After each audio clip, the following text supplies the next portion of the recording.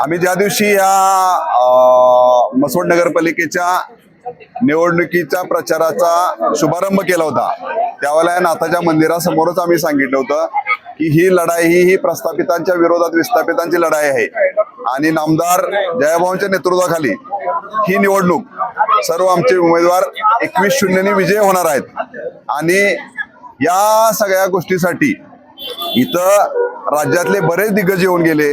बरेच दिग्गजांनी इथं वेगवेगळ्या प्रकारची प्रलोभनं इथल्या जनतेला दाखवली, परंतु जनतेनं ह्या असणाऱ्या वेगवेगळ्या प्रलोभनांना पूर्णपणे नाकारलेलं आहे आणि ह्या महाराष्ट्राचे कर्तृत्व संपन्न ग्रामविकास मंत्री, सोलापूर जिल्ह्याचे पालकमंत्री यांच्यावरची विश्वास दाखवलेला आहे आणि निश्चितपणे जो विश्वास जयाभाऊंच्यावरती इथल्या जनतेनं दाखवलेला आहे तो जयाभाऊ आणि त्यांचे असणारे सर्व 21चे 21 सहकारी तो विश्वास आहे, तो विश्वास सार्थ करतील असं मला आशा वाटते।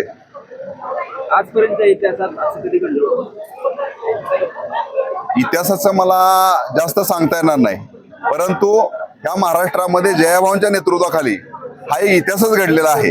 कारण एक सर्वसामान्य शेतकरी कुटुंबातली मुलगी हे जे सगळे उमेदवार आहेत ते सर्वसामान्य उमेदवार ज्या मोठ्या संख्येनं ज्या मोठ्या मताधिक्याने तो विजय झालेले आहेत हे सर्व श्रेय इथल्या जनतेचं आहे।